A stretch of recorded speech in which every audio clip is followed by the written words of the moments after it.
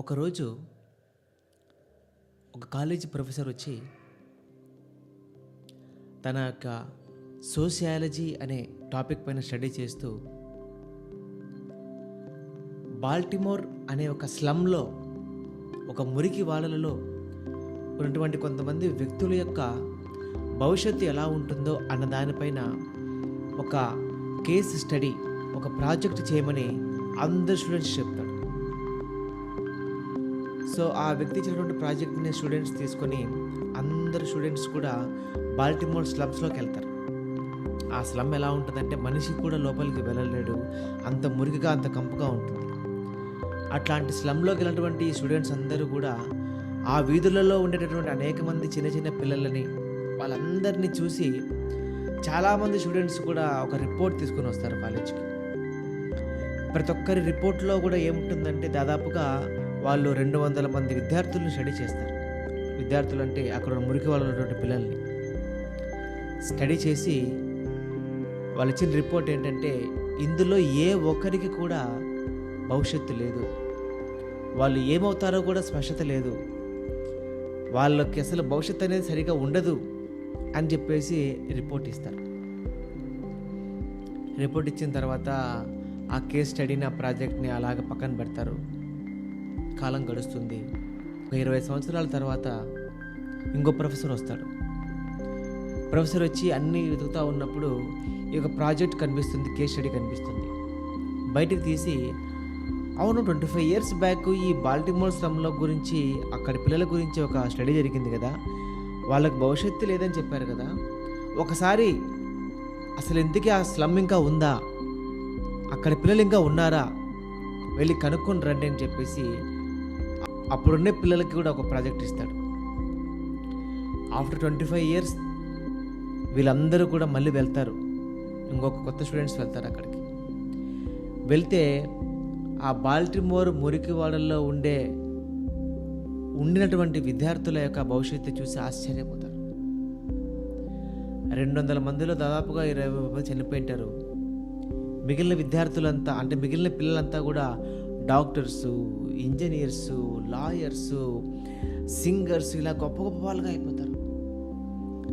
Students వెంటనే ఆ ప్రొఫెసర్కి phone చేస్తే ప్రొఫెసర్ వస్తాడు. ఈ ప్రొఫెసర్ వచ్చేసి 25 ఇయర్స్ బ్యాక్ ఉన్న ప్రొఫెసర్కి ఫోన్ చేస్తే ఆయన వస్తాడు. అందరూ కూడా ఆశ్చర్యపోతారు. అరే మేము వీళ్ళందరినీ చూసామే, వాళ్ళ యొక్క నాగరికత చూసామే, వాళ్ళ అలవాట్లు చూసామే, వాళ్ళ బుద్ధులు చూసామే, అసలు వీళ్ళు బాగుపడడానికి ఛాన్సే లేదే, వీళ్ళు ఎలా బాగుపడ్డారు, వీళ్ళు ఎలా ఇంతగా గొప్పగా అభివృద్ధి చెందారని చాలా ఆశ్చర్యపోయి వాళ్ళందరిని అడిగితే వాళ్ళందరూ కూడా ఒక ఆనందపరమైనటువంటి మొహాలతో, వెలిగిపోతున్న మొహాలతో మాకు ఒక టీచర్ ఉంది, ఆమె ద్వారానే ఇది సాధ్యమైంది అంటాడు. వాళ్ళందరూ ఆ మాట విని ఇంతకీ ఆ టీచర్ ఉన్నారా అంటే అవును, ఆ టీచర్ బతికే ఉన్నారని చెప్తారు. ఈ ప్రొఫెసర్లు ఇద్దరు, వాళ్ళతో వచ్చినటువంటి స్టూడెంట్స్, తర్వాత ఈ దాదాపుగా ఈ యొక్క 200 మందిలో మిగిలిన వాళ్ళందరూ కూడా ఆమె దగ్గరికి వెళ్తే ఆమెను అడుగుతారు, మేము ఇచ్చినటువంటి రిపోర్ట్లో, అప్పుడు మేము చేసినటువంటి ఒక స్టడీలో వీళ్ళకి ఎవరికి భవిష్యత్తు లేదండి, వీళ్ళందరూ చెడిపోయే వాళ్ళండి, వీళ్ళు బాగుపడే అవకాశమే లేదండి, మీరు ఎలా వాళ్ళని బాగు చేశారు, మీరు ఎలా వాళ్ళని ఇంత గొప్ప వ్యక్తులుగా తీర్చిదిద్దారు, ఇలా మీ ఏం చేశారు అంటే ఆ టీచర్ చెమ్మగిలిన కళ్ళతో, కన్నీటి ధార అలా వస్తుంటే అలా విరిగిన పెదాలతో వాళ్ళందరినీ చూస్తూ ఒక నవ్వు నవ్వి నేను వీళ్ళని ప్రేమించాను అంట. అలా ప్రొఫెసర్లు, స్టూడెంట్స్ అందరూ కూడా నిర్ఘాంతపోయి కన్నీళ్లు కారుస్తూ వెళ్ళిపోతారు. ఇంతేనండి కథ అయిపోయింది. ఇక్కడితోనే ఇంకో కథ ప్రారంభించబడింది. అంటే 25 ఏళ్ల క్రితం వచ్చినట్టు వాళ్ళందరూ కూడా వాళ్ళని ఒక వస్తువులుగా చూశారండి. వాళ్ళను మురికి వాళ్ళల్లో ఉండే పిల్లలుగానే చూశారు.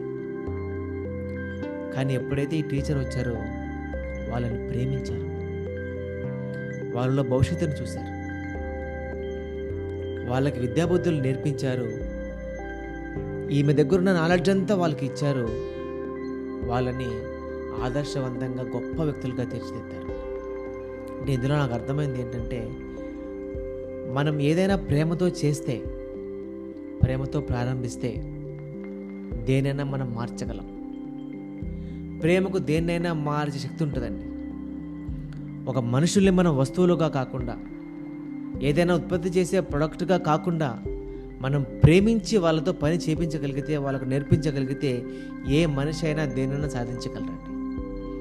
ఇప్పుడున్నటువంటి జీవన గమనంలో మనం ఏదో యంత్రంలాగా కాకుండా, ఏదో మిషన్స్ లాగా 2 1 2 ఇలా కాకుండా ప్రేమగా మనం దేనైనా స్టూడెంట్స్కి నేర్పించగలిగితే వాళ్ళ జీవితాలలో, వాళ్ళ కుటుంబాలలో మనం గొప్ప వెలుగు నింపిన వారు అవుతాం. టీచర్ లాగా ఆమె ఎలాగైతే విద్యార్థుల్ని ప్రేమించి నేర్పించి గొప్పవారిగా తీసిందో, మనం కూడా మన తోటి వారిని కానీ, మన ఫ్రెండ్స్ని కానీ, మన పిల్లల్ని కానీ, వీళ్ళందరినీ కూడా ప్రేమతో మనం నేర్పిస్తాం. భవిష్యత్తుకి ప్రేమను పునాదిగా వేస్తాం. Thank you.